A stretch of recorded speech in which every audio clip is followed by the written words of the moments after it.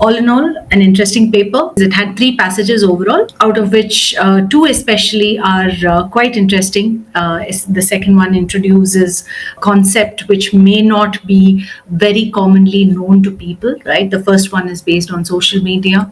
And then, of course, there are the grammar and vocabulary questions. Quite easily doable, right? So I hope you found it easy. Let's get started. We have here the first passage, which, as I said, is based on social media, right? It talks about how social media is changing, right? The changes that are being brought about in social media in response to the social and the political environment, right? And how, there is information and misinformation, right? And how because of that can be a drawback to social media, which might push people to go back to the older forms. Yes. So it talks about how the lawmakers, the politicians do have a large amount of control over social media. It is being guided by them, right? So let's take a look at the first question that we have. Technologies are enabling social media too. Now, you find the answer to this question in the second paragraph. It says information and misinformation continue to jostle, right? Meaning they struggle for position, right? So information and misinformation continue to jostle on social media at the mercy of user discretion, right? So it is at the mercy of user discretion, meaning how the user wants to use it. So the algorithms are also being talked about, right? Social media now has enough control over all other forms of media to broaden its reach, right? So it has enough control over all other forms of media to broaden its reach, it says. It is the connective tissue, okay, meaning it is the one that connects connective tissue for mass consumption, right, of entertainment, right? So it is the one that connects the various forms of entertainment, and alternative platforms are reworking their engagement with social media, right? So the other platforms are reworking, meaning because social media is the one that connects the various platforms, right? So the other alternative platforms are now trying to bring about changes in their engagement with social media.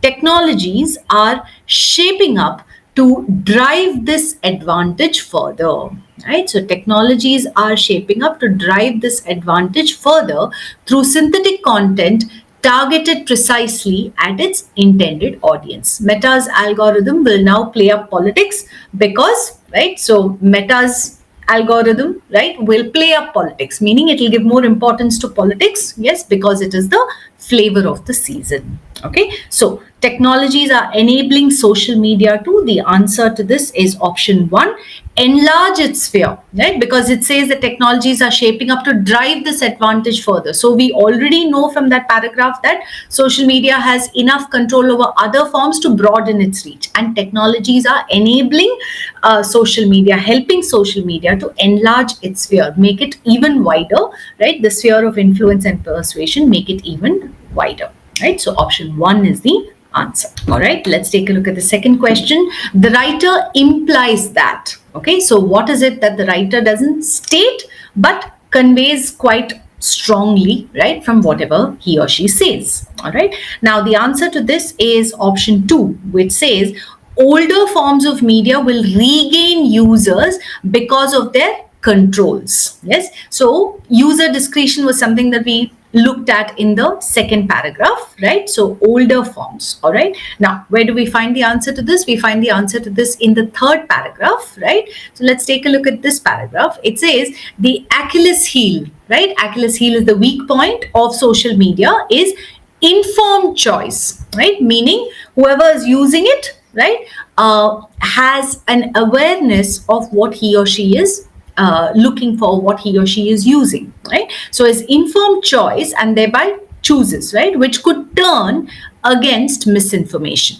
Its move away from content moderation, meaning control over what content is shown, is driven by the need to be more inclusive. Yet unfiltered content can push users. Yes, so unfiltered content meaning without any control, right? The content that is sent across can push users away from social media towards legacy forms that have better moderation systems in place. Yes. So what is the implication? The author doesn't state this clearly, right? Doesn't make a direct reference, but talks about legacy forms, which are a reference to older methods, right? Or older platforms, yes, that have better moderation systems in place, meaning that have better control systems in place. Yes. So option 2 is the best choice here. The writer's conclusion. Okay, so what is the conclusion that the writer forms?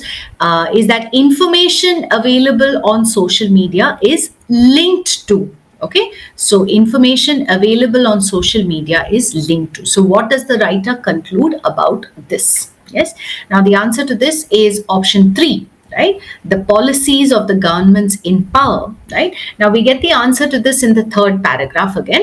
Okay, so let's take a look at this. Now we already know that the author has already told us that the weak point is informed choice, which could turn against misinformation, right? So moving away from content moderation is driven by the need to be more inclusive, that is to let everyone, right, without any filters, to let everyone publish content, right? But what could happen because of that? Users could move back to the older forms. All right, and then the author goes on to say, this is the third paragraph, right? Lawmakers across the world, okay, are unlikely to give social media a free run. Yes, so unlikely to give social media a free run, meaning whatever it chooses to do, right? It is they are unlikely to let social media do whatever they want to do. Okay, even if Donald Trump is working on their case.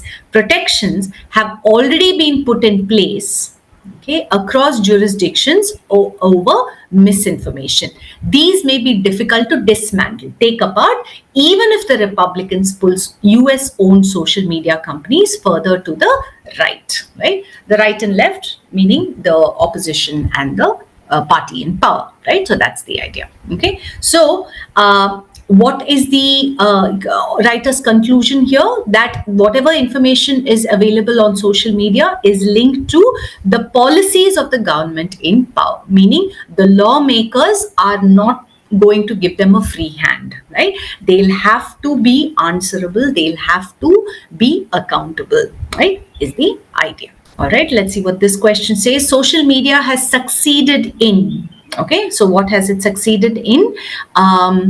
It says finding alternative means for fact checking, right? That's not what the first paragraph is telling us. The first paragraph does talk about fact checking, but that's not what it is telling us. Yes, controlling other media that depend on it. Yes, so this is what we get from the second paragraph, right? So as you can see here, it says social media now has enough control over all other forms of media to broaden its reach. It is the connective tissue for mass consumption of environment, and alternative platforms are reworking their engagement with social media. Yes, so controlling other media that depend on it, right, is the answer to this particular question, right? There's nothing in the passage about ignoring social media, ignoring technology and artificial content. If anything, technology is helping it to further its control over other forms of media, right? Nor does it say that it is becoming independent of other media. Let's see what we have here.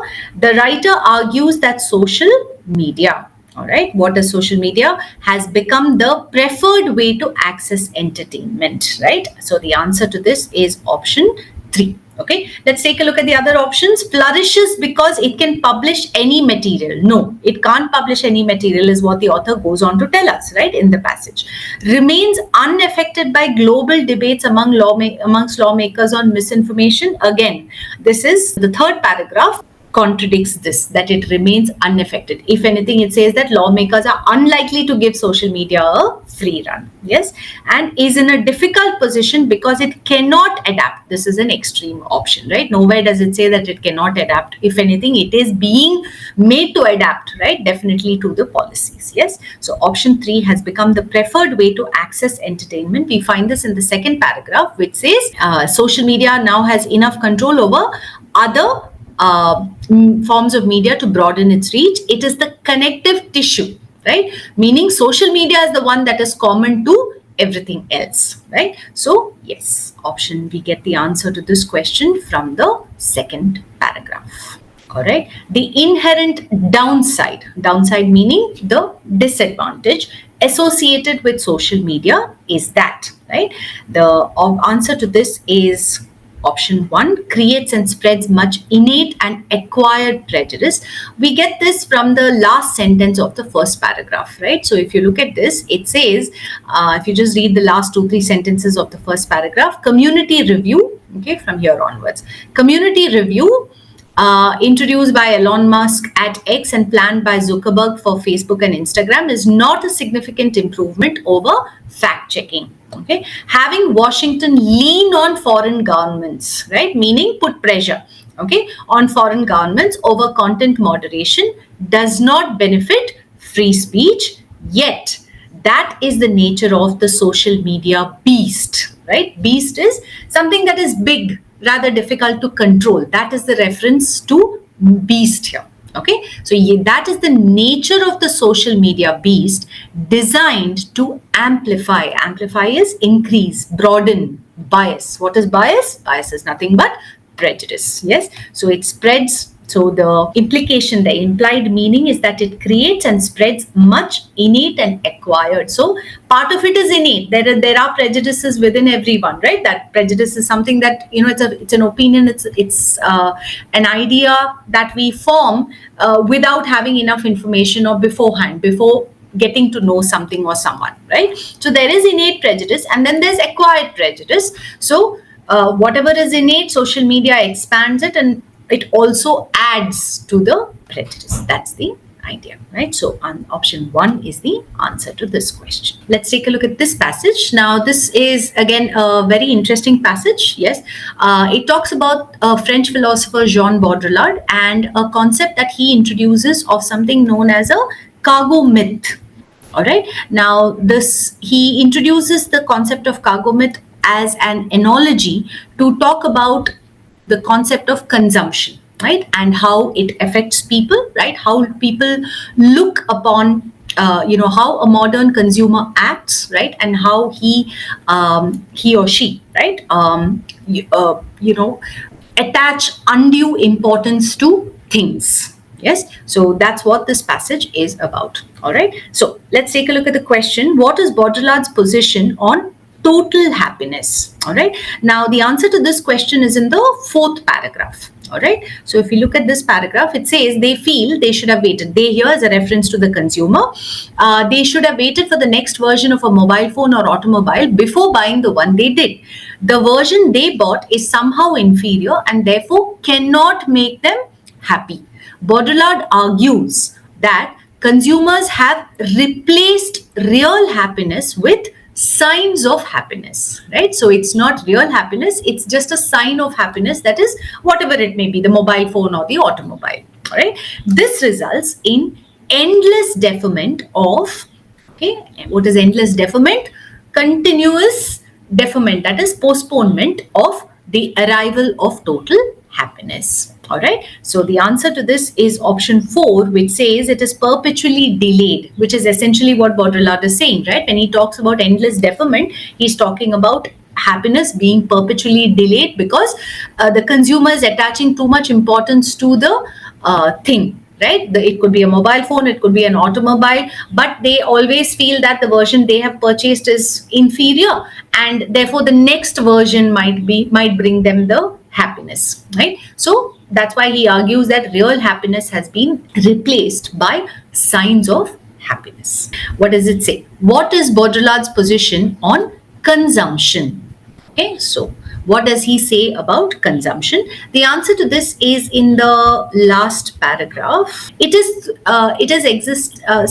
runs through the passage, but we can look at the last paragraph. It says, in Baudrillard's words, in everyday practice, the blessings of consumption are not experienced as resulting from work, right? So it's not that the the blessings or whatever advantages we have of consumption, they're not experienced as coming from some sort of work that we have put in or from a production process.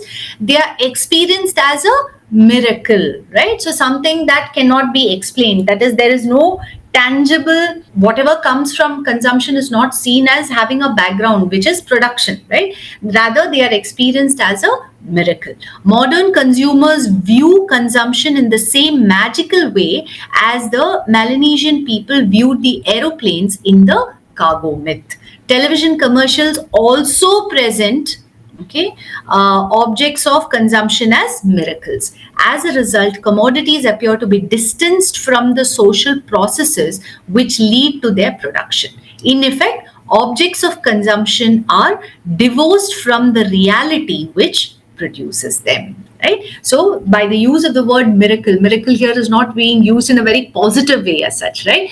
Rather, Baudrillard uses it to highlight or convey the idea that people don't really see that there is a tangible background to consumption, which is production, right? There are processes which produce these articles or objects, but consumers don't see that. They see them rather as a miracle. Television advertisements or commercials also present them as miracles, right? So there is a magical quality that is attributed by consumers to these things. Yes. So his position on consumption is not that it is an egalitarian process. Egalitarian is equalitarian, right? Positive process, no. And utilitarian, useful, no. Right? So option 4 is the answer. It is an irrational process. Moving on to the next question. How can consumption be made more satisfying? Okay, so how can consumption be made more satisfying? We infer this from the last paragraph, which now we've already read the last paragraph, which talks about how consumers look upon the things, right? The blessings of consumption, they are experienced not as resulting from work or from a production process. They are experienced as a miracle, right? Modern consumers view consumption in the same magical way. Yes. So as a result, commodities appear to be distanced from the social processes which lead to their production. In effect, objects of consumption are divorced from the reality, meaning separated from the reality which produces them, right? So throughout the passage, Baudrillard is talking about how the consumer is unhappy, right, with whatever he has. Remember, he also talked about the endless deferment of the arrival of total happiness, because when they get one mobile phone, they always feel this version is inferior, the next one will be better, right? So what is the implication there? How can consumption be made more satisfying? It can be made more satisfying by understanding the connection between production and consumption, right? The problem, as Baudrillard says, is that the consumer views it as a magical process or as a miracle. The consumer doesn't see the physical or the tangible process behind it, right? So if that connection is understood, then the consumer will learn to be more satisfied, right? So that is the idea. Now, there is nothing about colonialism, right? This is a reference to the Melanesian, the cargo myth, which is based on the Melanesian people, right? So they were colonized, yes. So that is why this is a trap option, an exaggerated option. By banning, definitely an exaggerated option. By recognizing that commodities produce miraculous change. No, the exact opposite is what the author is saying, that the consumer looks upon it as a miracle, but it is not actually miraculous. There are processes that go into it. What does this question say? How does Baudrillard engage with the cargo myth? Okay, so engage with the cargo myth as in how does Baudrillard connect it, right? So that is the idea. Now we get the answer to this from the second paragraph, right? So if you look at it, let's just look through this paragraph. It says the Melanesian natives, this is the cargo myth, remember, noted that the white people had placed objects similar to the aeroplane on the ground. Okay, now the Melanesians, it says in the first paragraph that the Melanesians did not know what aeroplanes were, but they saw these winged entities, meaning the aeroplanes, descending from the air for the white people, and the white people seemed to be happy because of these aeroplanes, right? But it never they never came for the Melanesian people themselves, right? So they noted that the white people had placed objects similar to the aeroplane on the ground. They concluded that these objects were attracting the aeroplanes in the air and bringing them to the ground. Through a magical process, the aeroplanes were bringing plenty to the white people and making them happy. Yes, remember, these are their natives, right, who hadn't had much exposure. Yes, they were colonized, but they hadn't had much exposure. The Melanesian people concluded that they would need to place objects that imitated the aeroplane on the ground and attract them from the air. Baudrillard believes that the cargo myth holds an important analogy comparison for the ways in which consumers engage with objects of consumption. Yes, so the answer to this is option 4, right? So Baudrillard is using it as an analogy, a comparison. So he uses it as a metaphor to analyze modern consumption.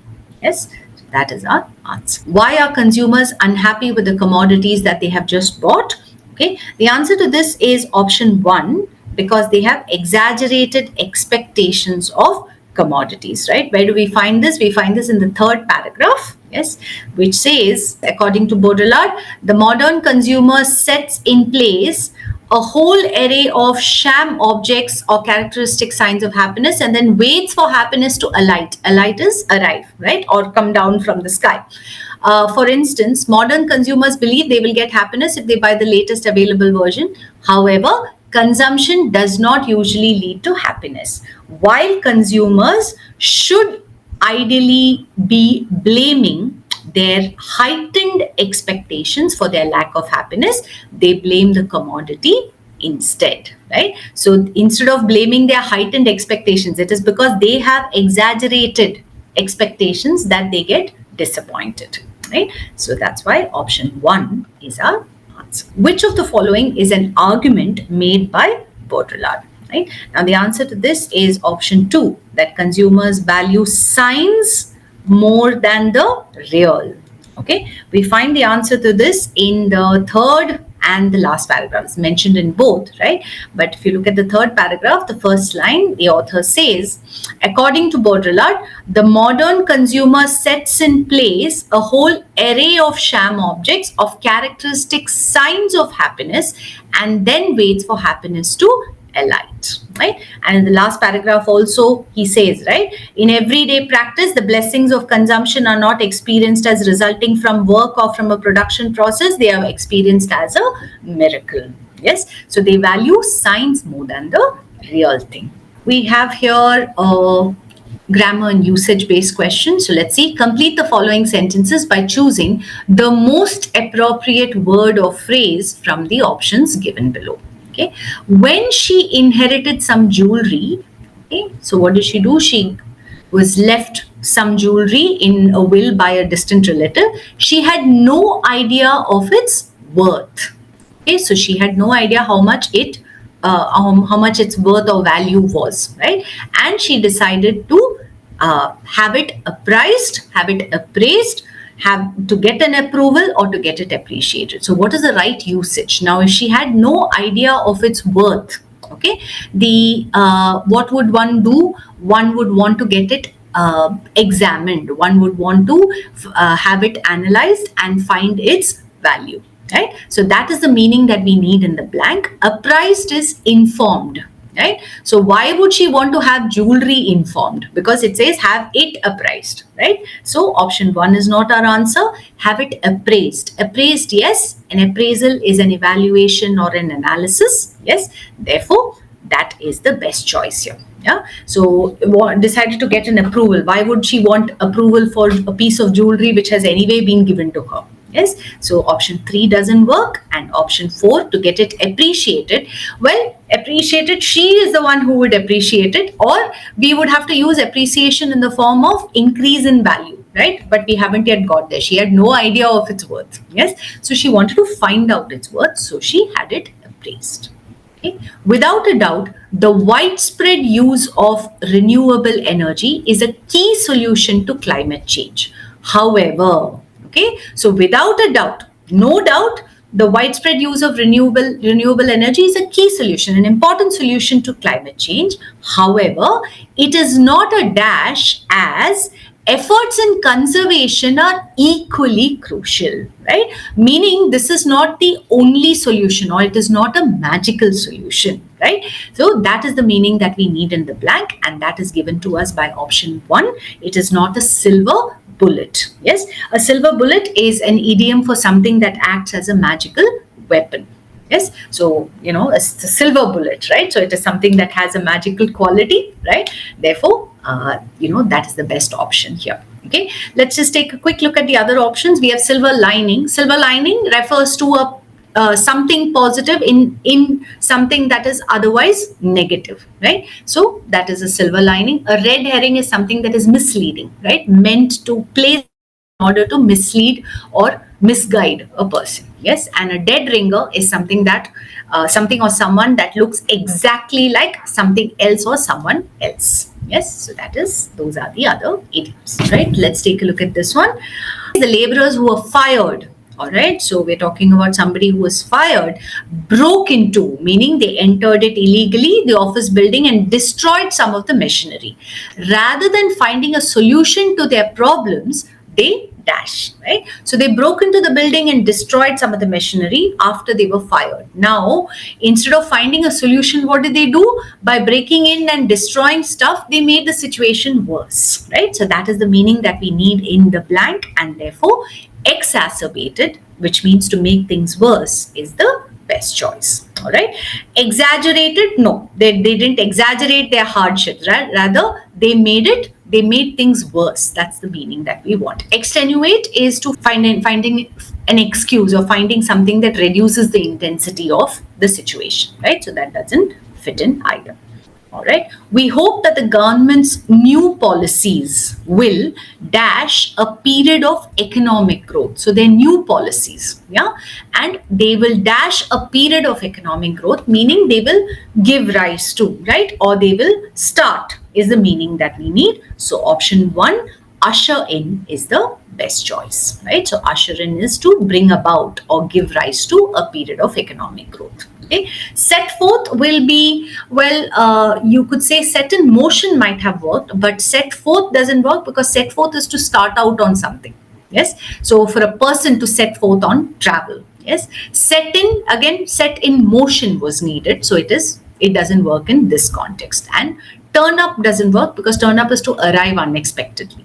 All right. There are so many instances of one or more deer crossing the road. Okay, we're talking about deer crossing the road or just standing in the middle of the road, or else dash. It is like the deer cannot hear the noise of the engines or see the headlights, right? So we're talking about deer probably, on a road in the middle of the forest somewhere, right? So what do? They either cross the road or they just stand in the middle of the road, or what else do?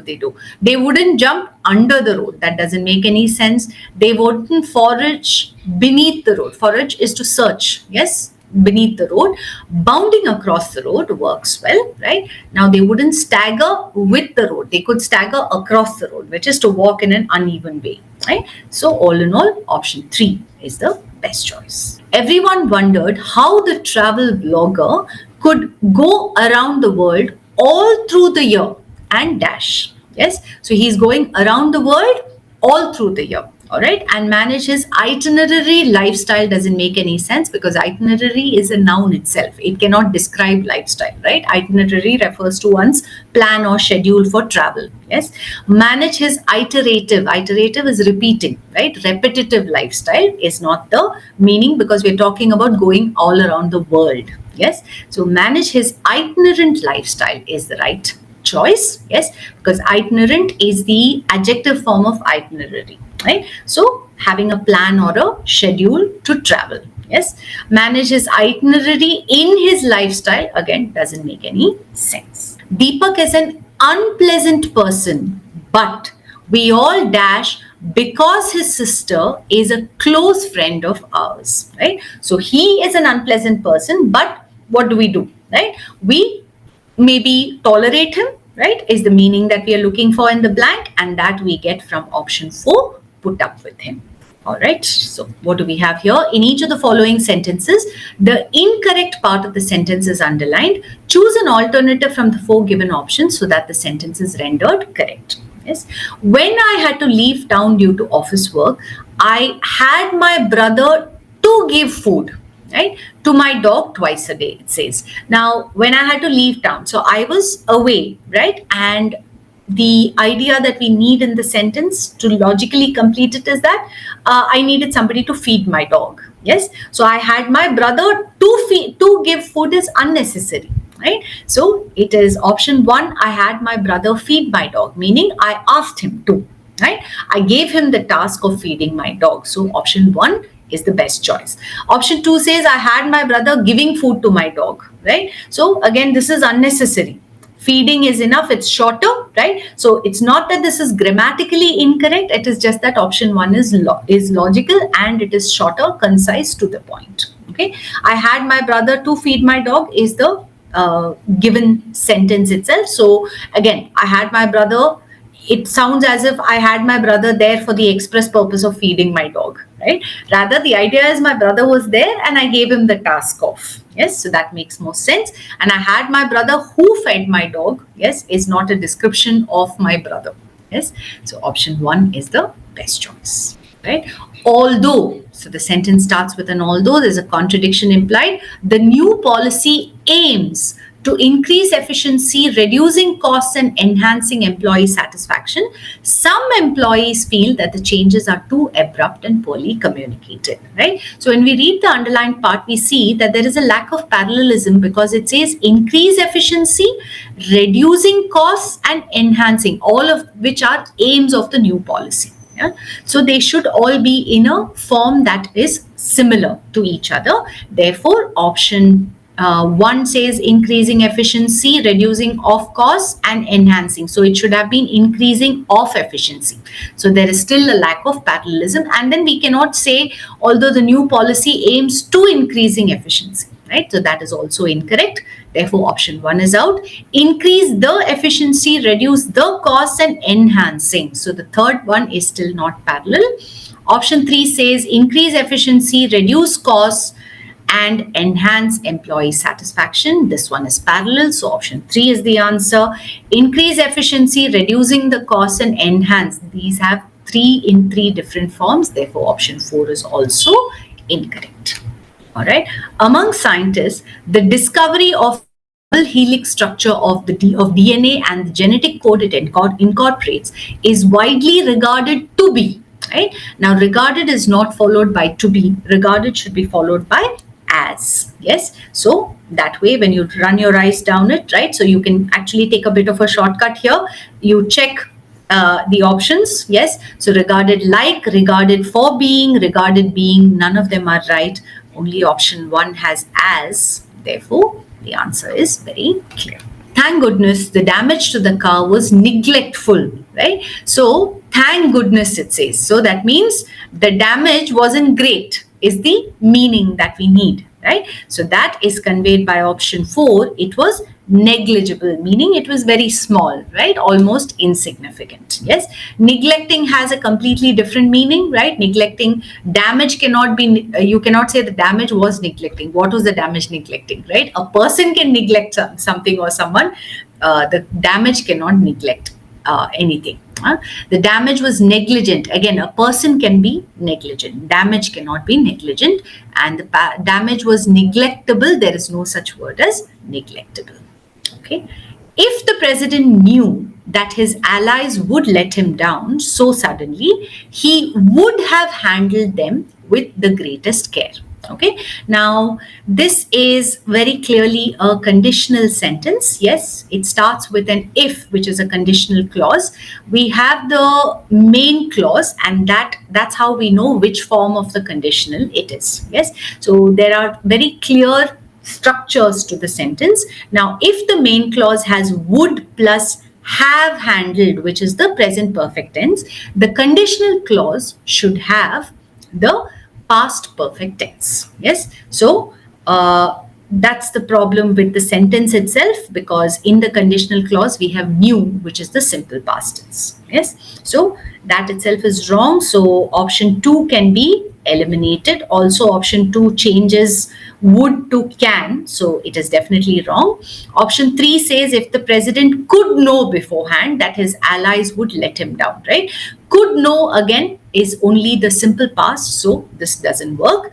And had the president knowledge, now here the verb has been changed into a noun. Knowledge is the noun form, right? So option 1 is the right answer. Yes, had the president known. So here we get the past perfect tense, had known. Yes, with the subject. So you can start a conditional clause either with if. So it should have been if the president had known, or you can directly start the conditional clause with the verb, the helping verb had, followed by the subject, the president, and then the main verb know. Yes, so this is the correct version. All right, let's see what we have here. Each of the paragraphs given below has a sentence missing, which is indicated by a blank. From the choices given below each paragraph, choose the sentence that is most logically appropriate to complete the paragraph. Yes, so this paragraph says an island in Japan boasts of numerous dairy farms that own nearly 1 million cows and supplies 70% of the milk sold in the country. These dairy farms have now begun to use cow manure to produce hydrogen. The methane from cow manure mingles with steam in a high temperature environment to produce hydrogen, which is used to electrify the local zoo. Right? So the passage tells us that the cow manure is put to use, the procedure or the process is described, right? And it also tells us that the hydrogen which is produced is used to electrify the local zoo. What would most logically complete this passage? Now we have option 1, which says this is an exemplary way of creating a sustainable source of energy using innovative technology. Yes, so this works well because there is a description of the technology, the process, right? It also tells us that it is a source of energy and it's a sustainable source of energy because dairy farms, right? If as long as dairy farms exist, then cow manure should also be there, right? So option 1 is the best choice, right? Option 2 suddenly introduces the Indian government, where there is no reference or indication of the Indian government anywhere else in the passage. It is a case study of a certain animal, which is very vague, right? This shows how Japan has always used technology to help animals. That's not what the passage is telling us. It's telling us about how there is a source of energy that has been created. All right, so here we have another complete the paragraph kind of question. A report published in Lancet Diabetes and Endocrinology has called for an overhaul of our understanding of obesity. Okay, we get the concept of the passage, the topic, and over-reliance on using body mass index as a metric has the peculiar effect of leading to both underdiagnosis and overdiagnosis of the condition. And then we have the missing sentence. BMI does not give accurate information about how fat is distributed in an individual's body. It frequently fails to capture the true state of health of an individual. A person's BMI may indicate that they are obese, but their organs and bodily functions may be absolutely normal. So as you can see, the rest of the passage also very clearly talks about how body mass index is not a great metric to understand obesity. Right? So what is the sentence that fits in between? Option 1 says obesity is the end result of multiple factors and BMI can pinpoint the cause of the problem. This completely contradicts the passage. Yes. Option 2 says this is because BMI does not provide a reliable picture. Yes, this is in keeping with the tone of the passage and the idea of the passage. Yes. Further, much of the information on diabetes, obesity, or BMI available on social media is misleading. Now, this is, while misleading goes with the overall tone of the passage, there is no reference to social media. Yes. And BMI reading can help the doctor accurately prescribe is definitely against the tone of the passage. So, option 2 is our best choice. Okay, what does this passage say? On the first day of January 2025, the Indian Meteorological Department announced that 2024 was the hottest year on record. A study by the Council on Energy, Environment and Water shows that nearly 8 out of 10 Indians live in districts that are at risk of either a flood, a cyclone, or a drought. Nearly 23 states in India are heat wave prone. Then we have the missing sentence, and the next sentence says, in the summer of 2024, India recorded more than 44,000 cases of heat stroke and over 300 heat-related mortalities, okay, as per the bulletin of the Ministry of Health and Family Welfare. All right, water and reservoirs and the energy demand that keep India powered are impacted too. Yes. So what is the sentence that fits in between? The previous sentence talks about how nearly 23 states are heat wave prone, and the next sentence talks about how in 2024 India recorded more than 44,000 cases of heat stroke. Yes. So the best choice would be, let's see what option 1 says. The record-breaking heat of the summer of 2024 resulted in an unpredictable and delayed monsoon. Okay, but that breaks the flow of the passage, because it talks about how 23 states are heat wave prone, and then talks about the number of cases of heat stroke. But this is talking about an unpredictable and delayed monsoon. Yes, so option 1 breaks the flow. Option 2 says the increasing heat stress remains a major challenge affecting public health and economic productivity. Yes, right? Why? Because then it goes on to talk about the number of cases of heat stroke and mortalities. Yes. Option 3 says, however, the people of these districts are given sufficient compensation. Goes completely off track. Yes. And option 4 says, according to the council, more than 20% of the population is not affected. Yes. So that is also not in keeping with the passage. Therefore, option 2 is the best choice. This passage says, as globalization held sway, right, meaning held great influence over the world, communities which used to live in relative isolation sought access to the wider world, and in the process they parted with their own language, okay, and adopted a new lingua franca. Right, a lingua franca is the common language. Yes, the loss of language, however, does not merely mean the loss of a mode of communication. Okay, so it's not just the loss of a mode of communication or the loss of a few thousand words, right? And then we have the missing sentence, and the last sentence says, so when a language dies, a way of thinking dies with it, right? Indicating that the loss of a language is not just that we have lost a language. There are a whole lot of other things that are attached to it, right? So option 1 says a potentially endangered language can sometimes appear to be thriving, or on the other hand, it can show signs of declining. This is completely off track, right? The passage is talking about how when a language dies, it's not just the loss of a language. Right? A certain school of thought regrets the demise of local languages, but in recent times, revival movements. Yes, so there is no indication anywhere of revival, right, of the language. Option 3 says languages exist not only for the purposes of practical communication, they convey a linguistic community's entire mindset and its culture. Yes, right. So this tells us that when we lose a language, we don't just lose a language, we actually lose a whole lot of other things. Yes, and option 4 says, since evolution and change in languages is a part of history, most of the languages today would be scarcely recognizable, right? This is also going on a tangent. All right, let's see what we have here. Some of the sentences below have words that are missing. Choose the best option from those given below to complete them.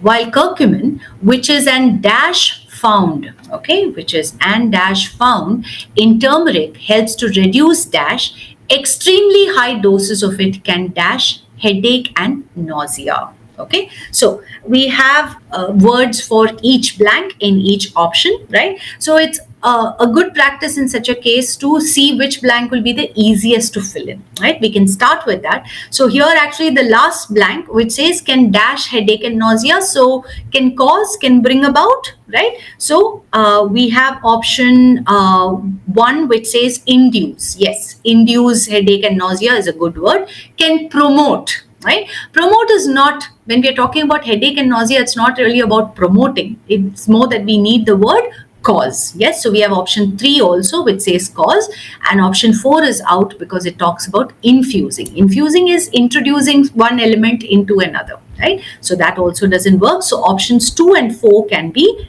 eliminated. All right. Now, while curcumin, which is an ingredient found in turmeric, or an alchemy, right? Alchemy is bringing about changes. Yes, so that doesn't work. Therefore, option 3 also can be eliminated. Option 1 is our best choice. So curcumin, which is an ingredient found in turmeric, helps to reduce inflammation. Again, good word to fit into the second blank. Extremely high doses of it can induce headache and nausea. All right. Art can be dash because it encourages individuals to express their emotions through a creative outlet, allowing them to process complex feelings, reduce stress, and dash self-awareness. Okay. So process complex feelings. Okay. It allows them to process complex feelings, reduce stress, and dash self-awareness. Now, if it allows them to process, okay, deal with complex feelings, reduce stress. Now, what would we want to do with self-awareness? We would want to increase self-awareness, isn't it? We definitely would not want to decrease self-awareness. Yes, so option 2 can be ruled out. We wouldn't want to mitigate. Mitigate is again reduce the intensity of something, right? So we wouldn't want to mitigate self-awareness. Yes, so these two options can be ruled out. Disturb self-awareness really doesn't make any sense here, right? So I would say even option 3 can be ruled out on that basis. So option 1 is the best choice, which says art can be therapeutic. Yes, why? Because if it allows us to process complex feelings, reduce stress, and enhance, which means increase. Yes, so this works very well, right? So option 1 is the best choice. All right. Psychologists urge users to remember that social media rarely reflects the full complexity of real life. Influencers often dash a carefully curated is put together, right?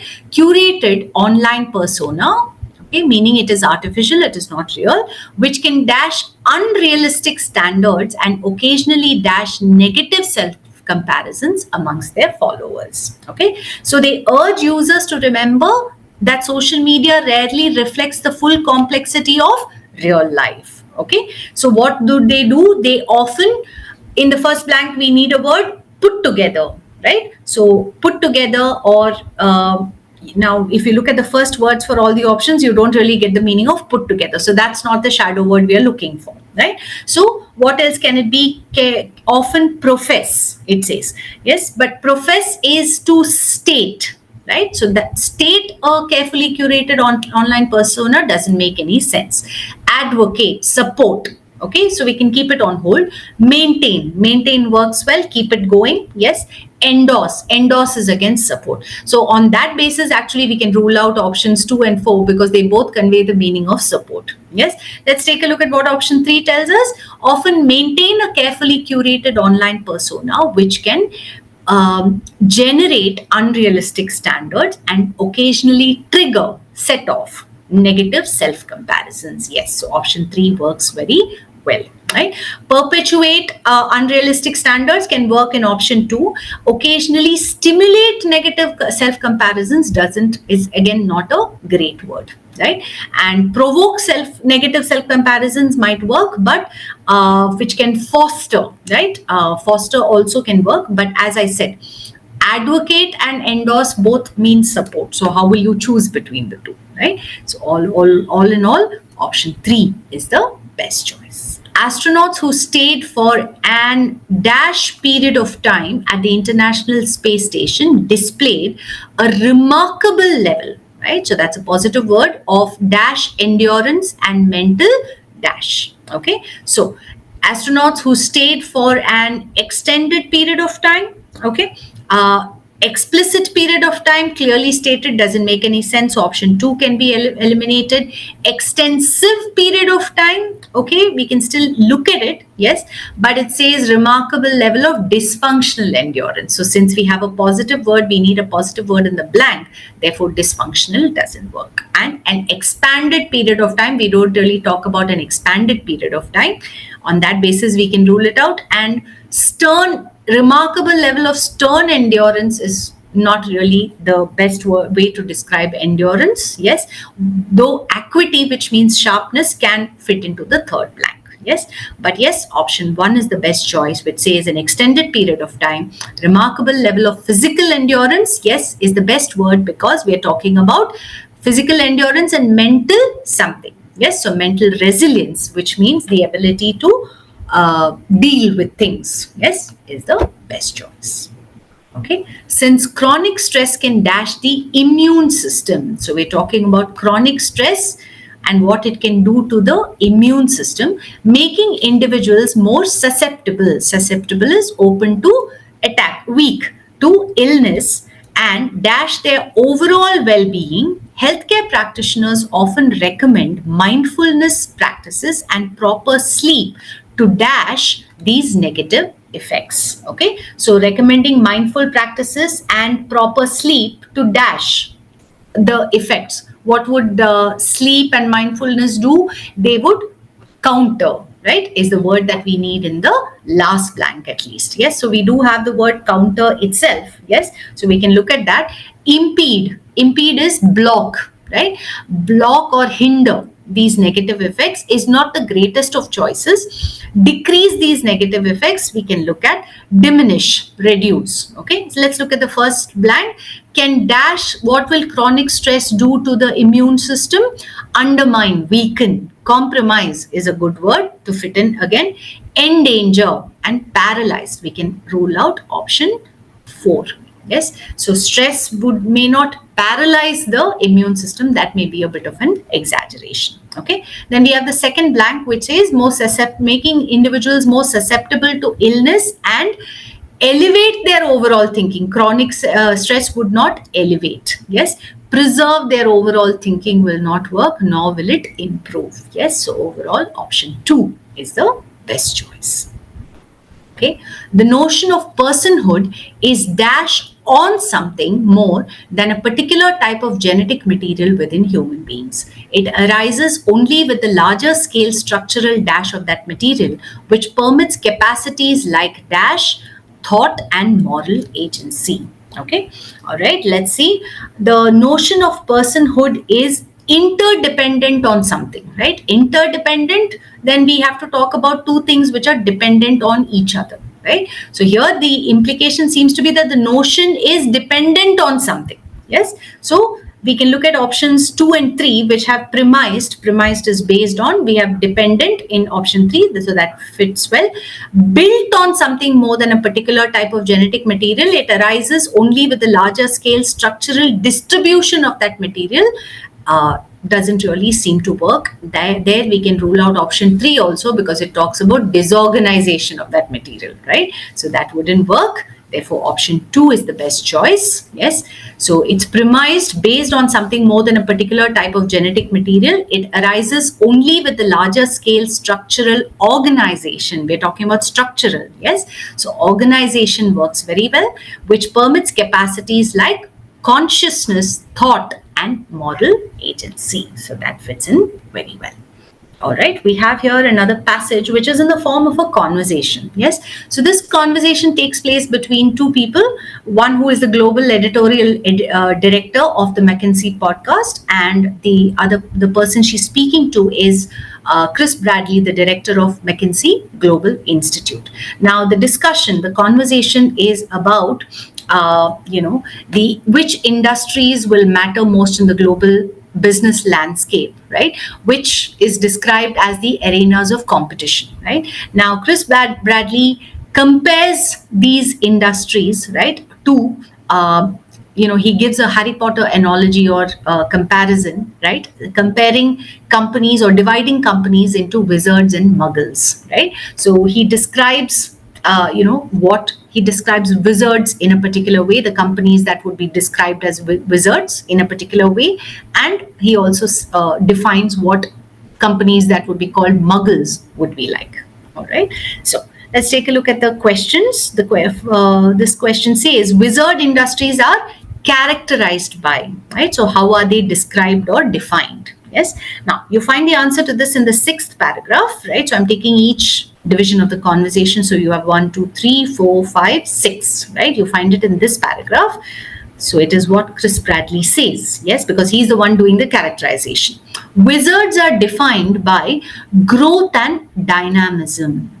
Okay, we looked at where value is flowing, all right, and the places where value is moving. And where is the value flowing? What we see is that the set of wizards, which represent about 10% of industries, hog 45% of the growth in market cap. As you can see, the word growth is mentioned quite a few times.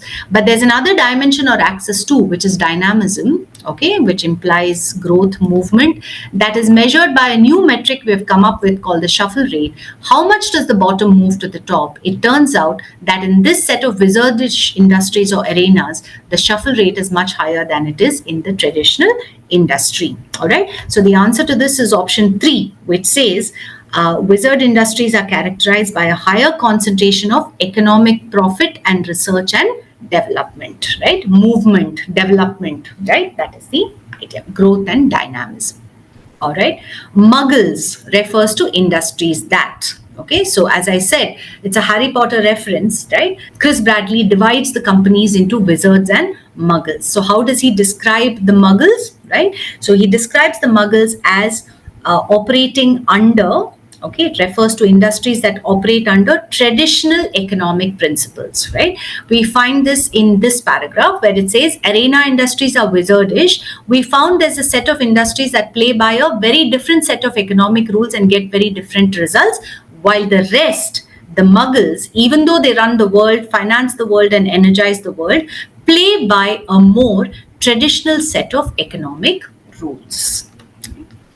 Okay. In the context of the conversation, dynamism most closely refers to. Okay, so you find this also because dynamism is mentioned in this paragraph, the 6th paragraph, right, where Chris Bradley says, okay, that is, yeah, but there's another dimension or axis too, which is dynamism. Okay, so this in this paragraph, Chris Bradley talks about growth and dynamism. Right. So what does dynamism most closely refer to? It refers to the rapid and frequent changes, because that's what he talks about in that paragraph, right? Where he talks about things moving, yes, things growing, developing, right? So the rapid and frequent changes in leadership and market position within an industry, right? So option 1 is the best choice. Which one of the following does shuffle rate not measure? Okay, now the answer to this is again in the 6th paragraph, because most of it is concentrated there. That's the main point, right? That Chris Bradley makes, right? Shuffle rate is mentioned here. He says that is measured, that is dynamism is measured with a new metric that we call the shuffle rate, right? How much does the bottom move to the top? It turns out in this set of wizardish industries or arenas, the shuffle rate is much higher than it is in the traditional industry. So what is it that shuffle rate doesn't measure?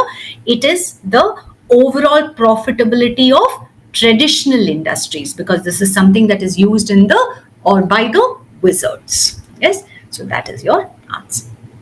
All right. Which one of the following best and correctly summarizes the main idea of the conversation, right? So in my summary, I said that Chris Bradley divides, right, the companies in the arena or arenas of competition that is referred to as wizards and muggles, right, and talks about how muggles still play by a more traditional set of rules, and goes on to talk about how wizards are defined by growth and dynamism. All right, so the answer to this is option 2, which says newer dynamic industries termed wizards are experiencing significantly greater growth and profit compared to traditional industries, right? So if you look at the last paragraph also, it says the economic profit, which is the profit you make minus the cost for the capital you employ, is in the wizard industries. It's where the R&D happens. They're 2 times more R&D intensive. They're big stars, the nebulae where business is born, right? So if you look at, of course, it's a culmination because it's the main idea of the passage, right? But this is the culmination of the point, right? So this is the answer. In the context of the conversation, the term arenas of competition refers to. All right. Now, arenas of competition is mentioned in the 3rd paragraph, right? So this is where it is mentioned, and this is something that Chris Bradley is saying. And this new batch of companies comes from these new arenas or competitive sectors.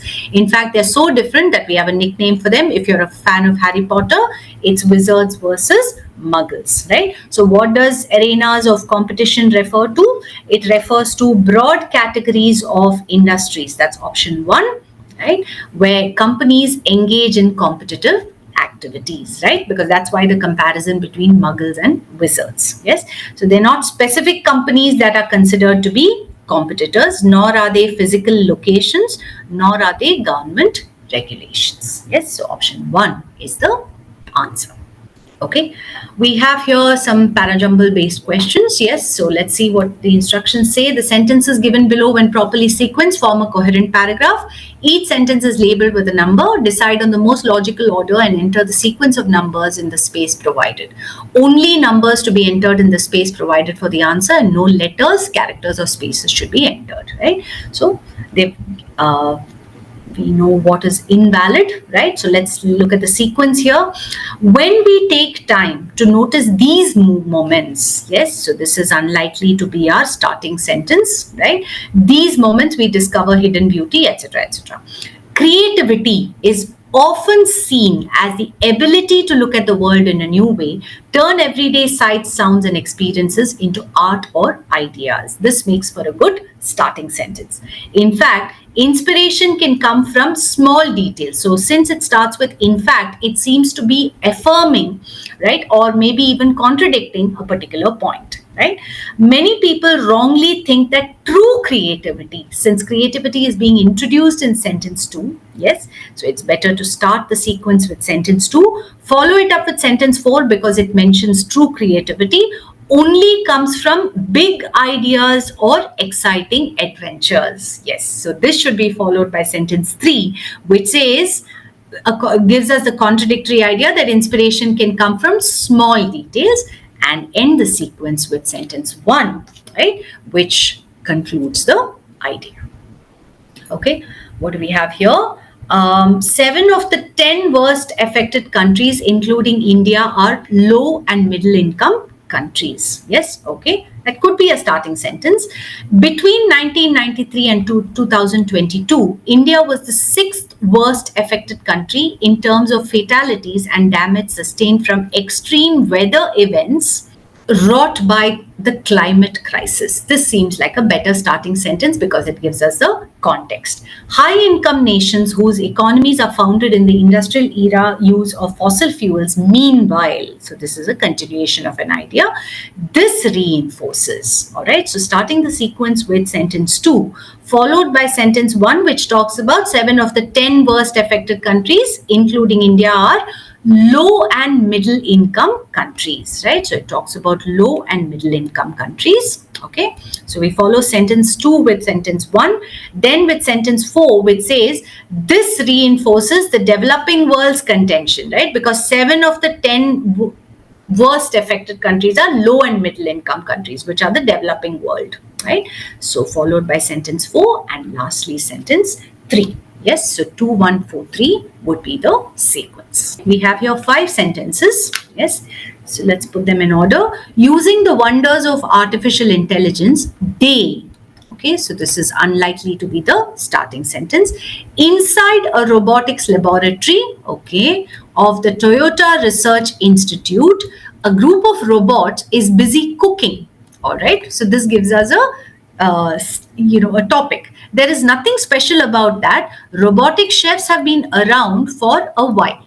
Okay, despite their extraordinary culinary capabilities. So this is not going to start the sequence, nor is sentence 4, because it starts with but and goes on to say these robots. The difference is that instead of being laboriously programmed to carry out their tasks, the Toyota robots, yes, so we start the sequence with 2, which introduces the robots, follow it up with sentence 4, which says, right, because it says robotic chefs have been around for a while, right? Follow it up with sentence 4, which says, but these robots are more proficient than most, flipping pancakes, slicing vegetables, and making pizza with pizzas with ease. Yes, followed by sentence 5, which says the difference is that instead of being laboriously programmed to carry out their task, the Toyota robots have been taught only a basic set of skills. Followed by sentence 1, which says they quickly improve. That is, the robots quickly improve.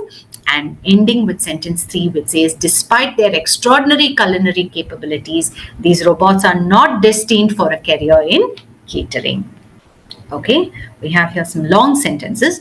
Among its major urban centers, okay, so its major urban centers, we need a reference to the major urban centers of what? Yes, so this is unlikely to be our starting sentence. Showing remarkable sophistication for its time, this ancient culture would show that probably the culture has been mentioned somewhere else. Economically, the civilization thrived on a foundation of extensive trade networks. This also seems to be the continuation of an idea. Despite its impressive achievements and longevity, the reasons behind the eventual decline of this remarkable civilization, right? So we start the sequence with 5, which introduces the name of the civilization. The Indus Valley civilization, flourishing in the Bronze Age, represents one of humanity's earliest urban societies, right? Sentence 5 should be followed by sentence 2, which says, showing remarkable sophistication, this ancient culture developed meticulously planned cities, etc., etc. Right? So followed by sentence 5 is followed by 2, followed by 1, which says among its major urban centers, Harappa and Mohenjo-daro stand out as prime examples of this architectural prowess, right? Because sentence 2 is talking about the architecture, the infrastructure, right? Revealing large public structures, etc., etc. 1 is followed by sentence 3, which says economically, the civilization thrived on a foundation of extensive trade networks.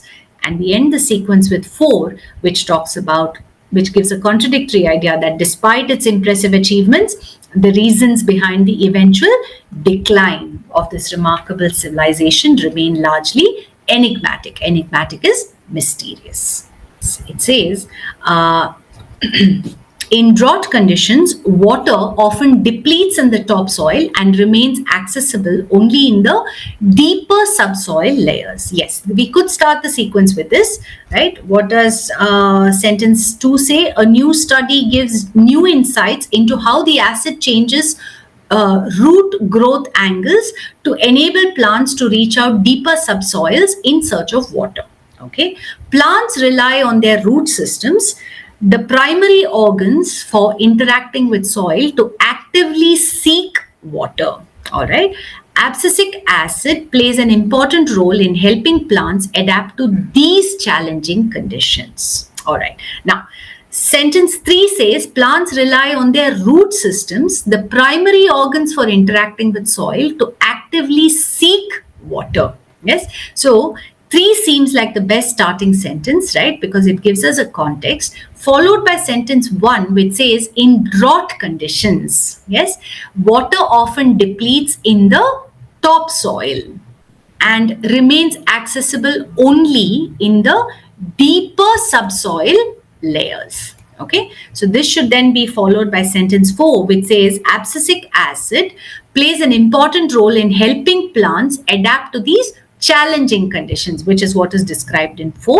And lastly, sentence 2, which says a new study gives insights into how the acid changes. That is the acid mentioned in sentence 4.